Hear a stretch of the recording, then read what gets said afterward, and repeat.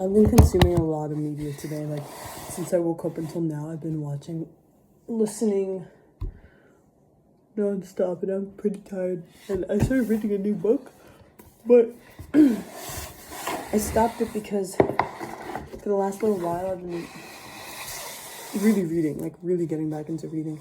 It's amazing. And I actually want to retain what I learned. So obviously that means annotating words that I don't know, questions, thoughts, everything I write down in my books. Except the one I took out of the library, which I didn't do that with, but I want to make videos for it, so I will. So this first book I read when I started getting back into reading, I think I read this about a month ago. It's called AMERICANAH by Chimamanda. I'm gonna butcher the name. Anyways, so this is a novel about this girl named Efemelu from Nigeria. I forgot which city she was from, but it was, I'd say, on outskirts of Lagos. And if I remember correctly, it like bounces around between like the past, present, future, like every chapter, so it can get a little confusing on like what's happening when. Like my brother and I were reading it at the same time, like a book club thing. That's why I got this book, because he already had it. And I remember talking to him about it, and I was way ahead of him reading this. And I was like, oh, which part are you on? And he's like, oh, I'm at the part where Efemelu already moves to America. And I'm like, bro, that's like middle end of the book. And he's like, oh no, it's at the beginning of the book. And it's true, I forgot that there was a chapter literally at the beginning that was her already in the future with an American boyfriend. Anyways, it's kind of just like her life and what it means to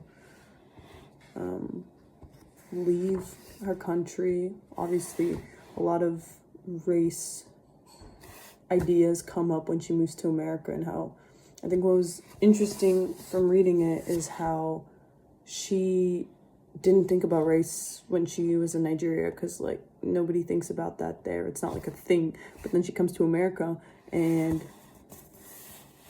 it's very clearly like a thing of hierarchy and a thing that controls a very substantial part of everything, of like the way you make friends, the way people treat you outside, the way you get jobs, or if you get jobs. And like she talked about like having to like straighten her hair and all the products that like fucked it up because it's not professional to have her hair natural, and like how she was in Princeton. I forgot what she was doing there. She got a fellowship, I'm pretty sure, and she had to travel like a good amount of time just to find a black hair place, because everyone around Princeton was white and the community was white, and so she had to travel pretty far to find that. And it's just like things like I would have never thought about, obviously. And so it was just really nice to have a Nigerian perspective on life. And I really liked her blog that she had, and I love how it was written where literally here, like you'll be reading about her like story, and then it'll just like give like her blog excerpts, and you can read like what she writes. And her writing, like Efemelu's writing, is very like, it's a little sassy and it's straightforward and it's like deadpan, and I really like it. It's like, I don't know, I really like it. And it's kind of obvious how the author kind of relates to her in a lot of themes, because it does feel really personal at times, with very small details of, I don't even have an example. It's just a personal book of Efemelu's story, and like how she navigates dating in America too, like dating a white man, a rich white man, and then she dates an what's it called? What was the difference? There's African American and there is black. Was it? Anyway, she makes a really important distinction in one of her blogs about being from Africa and coming to America versus being born in America and being black. So like yeah, her boyfriend was born in America and he was black, and she was just talking about the differences in their relationship between their perspectives. It was interesting to see. And she had a boy in Nigeria who she ignored when she went to America because she had some like weird shit happen with like a tennis coach. Like she was basically almost prostituted herself and then felt really guilty about doing that because she had a guy back in Nigeria who she was like so connected and in love with and whatever, that she just like ghosted him for a really long time. And it was just kind of sad to see. And then at the end of the book they kind of reconnect, but it's still like, it's messy. There's a lot of storylines. There's the other character that I really like, his name is Dyke, and he was a little baby that was born to Efemelu's aunt and Auntie Uju.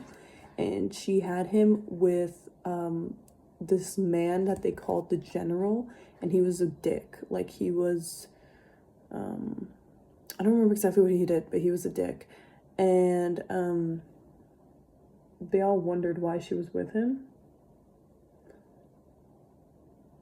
I'm thinking about her aunt's like second boyfriend in America, because he was also a dick. She had a pattern of dating dicks.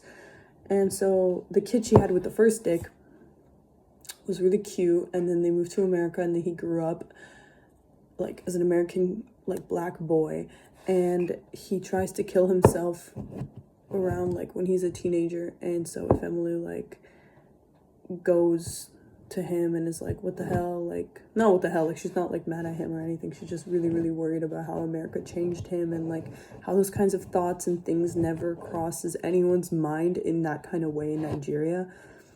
And yeah, that was really sad because Dyke's character was really funny and genuine and outgoing, and it just like completely like turned cold. Same thing with her aunt. Like when her aunt moved to America, she became really cold because she was just hustling and working and barely making ends meet. And it's just, there's so many perspectives, and it switched also to Efemelu's Nigerian boy's perspective. His name's Obinze, which is a cool name.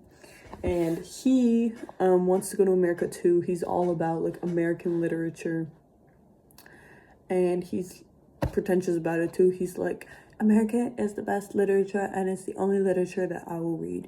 And so he basically wanted to go to America, in case you didn't get the memo. And but his visa was like denied, and then his mom was a professor, and she got a thing, like a job thing in London.